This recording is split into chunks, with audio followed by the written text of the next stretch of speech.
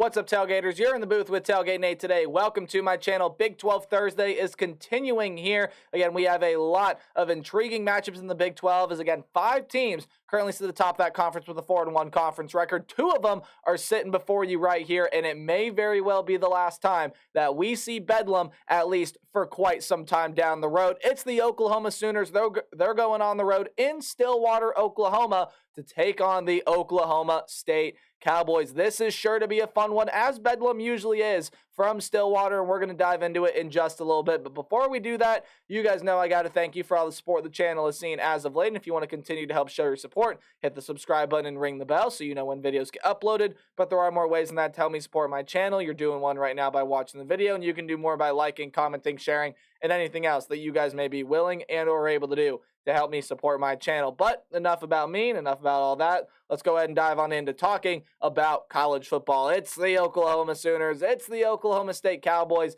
Bedlam is going to be alive in Stillwater, Oklahoma this week. Again, a lot of huge matchups in the Big 12 Conference. Just previewed Texas and Kansas State earlier today, and this one here is going to go a long way as well in deciding who makes the Big 12 championship game in Arlington. So, let's go ahead and dive on into the stats that both these teams have put up so far this season. And when you take a look at the stats and you take them at face value, it definitely seems like this game is a mismatch on paper. It really does seem that way, but I'm going to tell you why it may be a more competitive game than you may think. So we are going to start here with the Oklahoma Sooners, as they are the road team, coming off that upset loss to Kansas State and really coming off 2 straight weeks where they just haven't really played their best football. However, when you take a deeper dive at it, and when you take a look at what this team is made of, you still got one of the best quarterbacks in the nation. That is Dillon Gabriel, the former UCF transfer. 2,302 yards, 19 touchdowns, and 4 interceptions,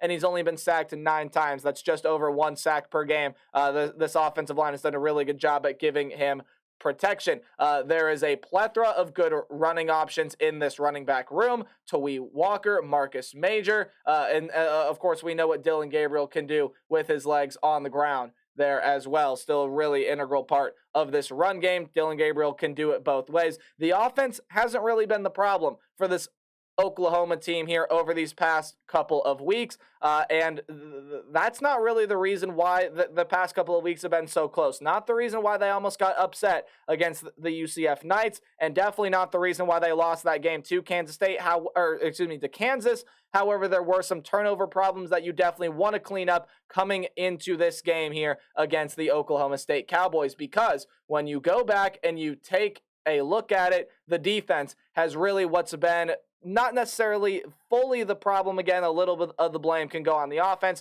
but the defense has been the reason why Oklahoma has not performed as well these past 2 weeks, is because the defense has not been performing as well as to what it did pre-bye week, right? Especially in Red River and past that, when you look back this season, the defense has played really well. However, these past couple of weeks, it has not played so well. However, the stats still speak a pretty good volume about what this Oklahoma defense is made of. They are allowing 370 yards per game, around 19 points per game, neither of which are really bad marks, and they are also one of the best third down defenses in the entire country, and they are forcing turnovers at an alarming rate. 18 turnovers on the season. They have 14 picks, which is an absolutely insane stat. They've also recovered 4 out of 5 fumbles that have fallen on the ground in games that the Sooners have played this year. So this is a team that loves to force turnovers. They get the extra possession for their offense, and they are able to generate pressure to the quarterbacks as well. However, when they are not doing that, when they're not forcing turnovers and they're not generating sacks, this is a team that really struggles defensively. They struggled to defend Kansas last week. They really struggled to defend UCF 2 weeks ago, and both those offenses really like to spread you out and do a lot of things with the boundary. And then, of course, Kansas had the run game get thrown in there as well, and Oklahoma was not really able to slow that down. And also, to the offense turning the football over, you just got to really get that cleaned up here. However, for the most part, start, Oklahoma's been really good. You're going to want to look to turn it around, though, and play some better football here as we come down the stretch of this season in the Big 12. And then you talk about the Oklahoma State Cowboys, ranked by the College Football Playoff Committee. I like what the committee did there. They ranked them at 22nd.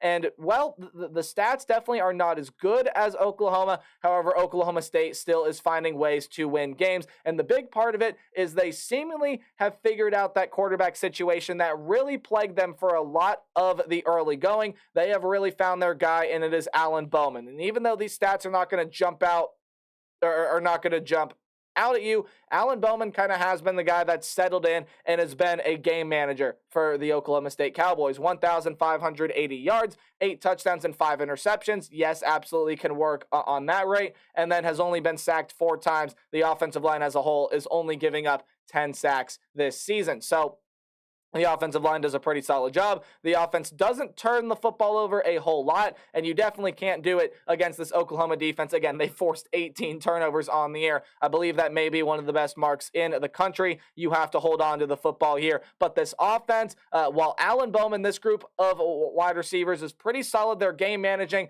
I mean, we know who this offense is led by, and if you have been living under a rock and not heard the name Ollie Gordon, what are you doing? He has 1,087 yards on the year, is one of the top running backs in America right now.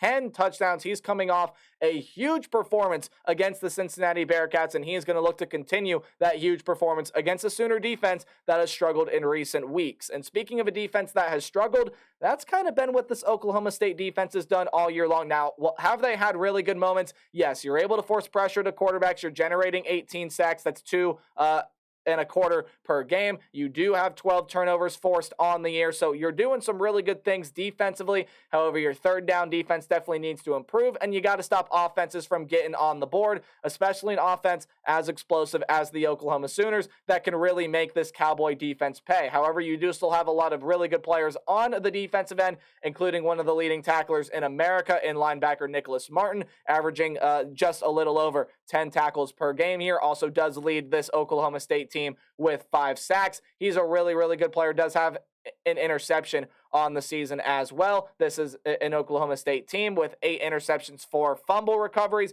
Again, that's where the 12 turnovers come in to play. So yes, Oklahoma does lead in terms of statistics, and it looks like a mismatch on paper. However, when you take a look at the way this Oklahoma State team is playing, especially with some of their playmakers offensively, Ollie Gordon coming to mind there, and the defense having their good moments, this is definitely not going to be an easy game for Oklahoma to play, which leads me into my keys to the game, your what to watch for, whatever you want to call it, just some things I think you should keep an eye on when you're paying attention to this one. Running a little bit behind schedule, at least the way I usually like to do things. So we're going to run through these pretty quickly here, but we are going to start with the top 10 team, the road team in the Oklahoma Sooners. The dual threat of Dillon Gabriel here is going to need to be on full display. Again, this is an Oklahoma State defense that does have their moments where they really struggle. And this is an Oklahoma offense that loves to spread you out. They love to control the boundaries. Obviously, we're going to talk about that more later if you're reading down my list of bullet points. But when you take a look at the Oklahoma Sooners, this is the team that loves to spread you out. They love to get to the boundary,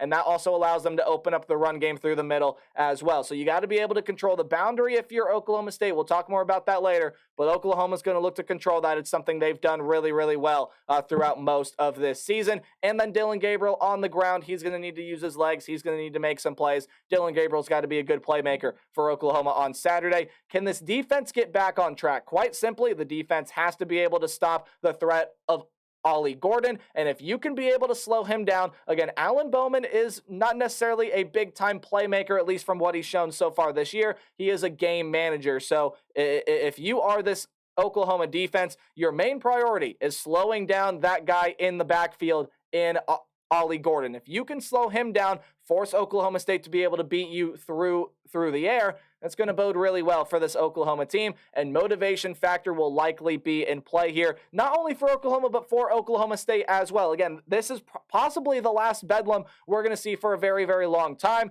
Oklahoma's going to want to look to go out asserting themselves, again, as they move on to the SEC next year, and Oklahoma State's going to look to prove that, hey, you shouldn't really be leaving us here. We're going to show you what for. That's definitely going to be an interesting back-and-forth battle to watch, but when you talk about the keys here for the Oklahoma State Cowboys, you need need to let Bowman and Ollie Gordon create plays. Obviously, it starts with Ollie Gordon on the ground. That's where a lot of the pop of this offense comes in. Ollie Gordon is a dynamic playmaker. He's one of the most dynamic running backs in America right now. He's coming off one of the best running back performances, not only from Oklahoma State in the Big 12, but from anyone in the entire nation.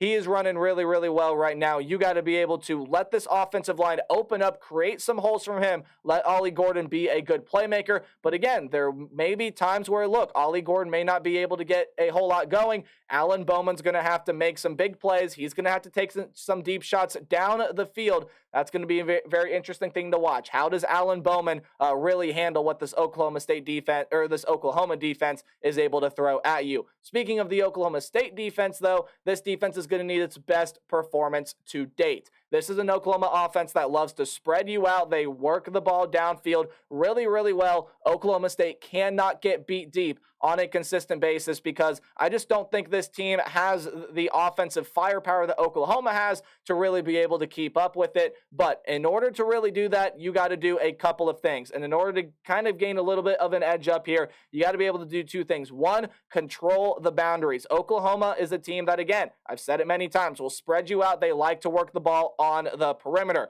If you can dominate that defensively and you can get the ball out on the perimeter itself, Oklahoma's had some trouble defending the perimeter in the past couple of weeks. That'll be a really good thing for this team, as well as the game flow. Control the game how you want it to be played. Make it a grinded out, run type game. That's going to bode really well for the Oklahoma State Cowboys. They're playing with a lot of momentum right now. Oklahoma State's starting to play some of their best football of the season, and they're going to make this one a fight. However, I think Oklahoma is going to bounce back. I think Dillon Gabriel in this offense will be too explosive for this Oklahoma State defense to handle. And while the Sooner defense is going to have some trouble slowing down Ollie Gordon, I don't think the Cowboys have enough of a passing attack to be able to match that of Dillon Gabriel. I think the explosiveness, the big play ability of Dillon Gabriel is going to win the Sooners this game in Stillwater. I like the Cowboys to cover, but the Sooners on the backs of Dillon Gabriel, that one big play and maybe that one extra takeaway as well, will win them the game on the road. 3:30 game on ABC. Suggest you tune into it. It's going to be fun. But hey, that's it for my thoughts. Let me know yours in the comment section down below. And hey, as always, remember to play hard but tailgate harder. See you guys in the next video. Goodbye.